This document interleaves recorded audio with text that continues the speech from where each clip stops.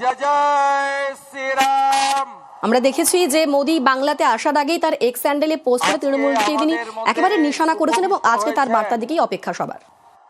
বিশ্বের সর্বশ্রেষ্ঠ জনপ্রিয় নেতা, 140 কোটি ভারতবাসীর নয়নের মণি, ভারতবর্ষের যশস্বী প্রধানমন্ত্রী, শ্রদ্ধাস্পদ প্রণম্য মান্যবর শ্রীযুত নরেন্দ্র মোদীজি, তাকে আমি পশ্চিমবঙ্গবাসীর ভট্টাচার্য, মান্যবর 2 কেন্দ্রীয় রাষ্ট্রমন্ত্রী, পশ্চিমবঙ্গের প্রতিনিধি ডক্টর সুকান্ত মজুমদার, শান্তনু ঠাকুর এবং বিহার সরকারের মান্যবর মন্ত্রী মঙ্গল পাণ্ডেজি সহ সম্মানিত মঞ্চ। আমরা প্রত্যেক দিনই বলি, কিছুদিন আগেও আমি গাজলে চাঁচলে সভা করেছি, আজকে আমরা আমাদের নেতার কথা, বিশ্বের শ্রেষ্ঠ নেতার কথা শুনব। মাননীয় নরেন্দ্র মোদীজি আলিপুর দুয়ার থেকে শুরু করে আজ মালদা শুধুমাত্র পরিবর্তনের সংকল্প বা জয়ের লক্ষ্য নিয়ে আসেননি, 2 হাত ভরে এই বাংলাকে হাজার হাজার কোটি টাকার উন্নয়নের ডালি নিয়ে এসেছেন। কিছুদিন আগে এই জেলারই মোথাবাড়ির বিধায়ক রাজ্যের রাষ্ট্রমন্ত্রী বলেছিলেন যে মুখ্যমন্ত্রীকে ফোন না করলে আবাসের বাড়ি পাওয়া যাবে না। আপনারা শুনে রাখুন, এই রাজ্যে মাননীয় প্রধানমন্ত্রী 7 কোটি বাংলার জনগণকে প্রধানমন্ত্রী অন্ন সুরক্ষা যোজনা দিয়েছেন। মাননীয় প্রধানমন্ত্রী 40 লক্ষ আবাসের বাড়ি দিয়েছেন।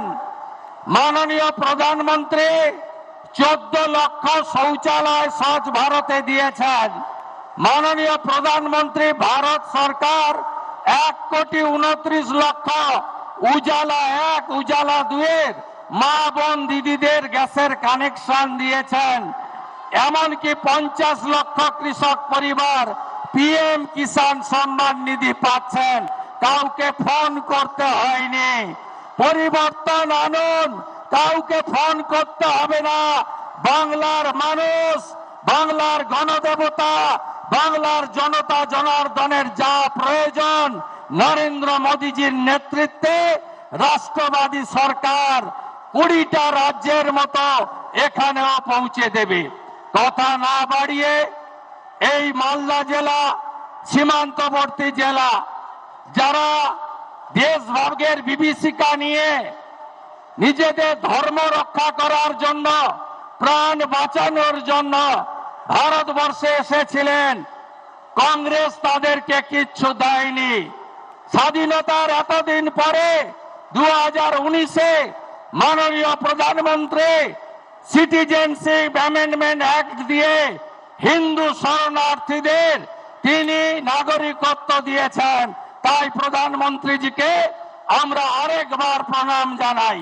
শুধু তাই নয়, 2024 সালে আগস্ট মাসের পরে রাজনৈতিক পরিবর্তিত পরিস্থিতিতে বাংলাদেশ থেকে অনেক হিন্দু প্রাণ বাঁচাতে ভারতে এসেছিলেন, আর পশ্চিম বাংলার মমতা ব্যানার্জির পুলিশ তাদের ধরে ধরে জেলে পুরছিল।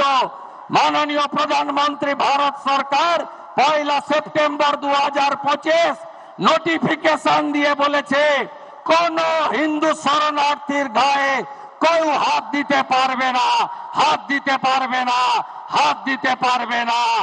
তাই নরেন্দ্র মোদীজিকে বলবো, জনগণকে বলবো, হিন্দু শরণার্থীদের বলবো, হিজ মাজারে রাখবো, তোমায় ছেড়ে দেব না।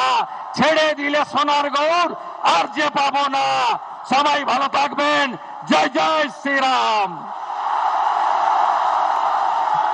এখন আপনাদের